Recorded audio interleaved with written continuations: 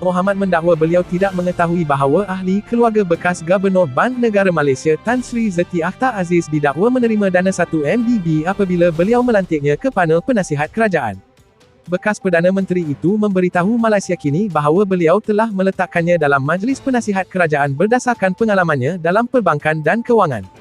Saya tidak tahu, tetapi Zeti menunjukkan prestasi yang sangat baik sebagai seorang jurubank. Sebagai seorang bank pusat, dia terkenal di seluruh dunia. Saya melantik orang yang sangat terkenal. Saya tidak tahu apa-apa tentang anak lelakinya dan semua itu. Itu urusan dia, katanya dipetik sebagai berkata.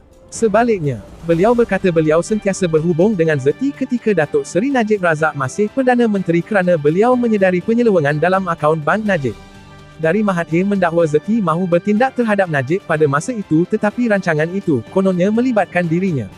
Peguam Negara, Ketua Polis, dan Ketua Suruhanjaya Pencegahan Rasuah Malaysia, gagal. Sebenarnya semasa zaman Najib pun saya pernah bercakap dengan Zeti. Dialah yang memberitahu saya bahawa Najib mempunyai banyak wang dalam bank dan dia mahu mengambil tindakan. Dia cuba, tetapi selepas itu, tidak pasti apa yang Najib lakukan. Dia tidak berani, malah kumpulan 4 orang itu. Selepas Ketua Polis memberitahu Najib tentang kumpulan 4 mereka, Peguam Negara telah dipecat. Najib memusnahkan kumpulan 4 itu, kata dari Mahathir dipetik sebagai berkata. Selepas memenangi pilihan raya umum 2018, dari Mahathir membentuk CEP secara rasmi dan mengisinya dengan bekas Menteri Kewangan Tun Daim Zainuddin, Zeti, ahli ekonomi Jomo Kuam Sundaram, Jutawan Robert Kuok, dan bekas Ketua Petronas Tan Sri Hassan Marichan. CEP menasihati Kabinet dari Mahathir mengenai ekonomi dan keadaan kewangan negara pada tahun awal pentadbirannya.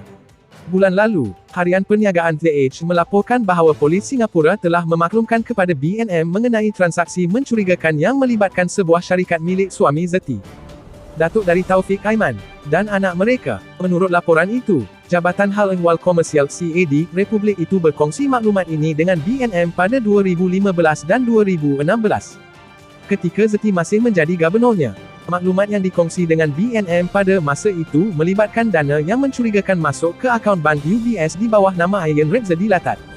Yang dilaporkan The Age dimiliki oleh seorang dari Taufik Aiman yang mempunyai nama yang sama dengan suami Zeti, dan seorang lagi lelaki dipercayai anaknya dan tidak dinamakan dalam laporan itu. Memetik dokumen yang dikongsi oleh CAD, Ayan Rezadi menerima sejumlah 66 juta ringgit daripada 5 transaksi daripada syarikat dan akaun bank yang dipegang Low Tai Jo. Lebih dikenali sebagai Jo Low, tokoh utama dalam skandal kewangan 1 MDB.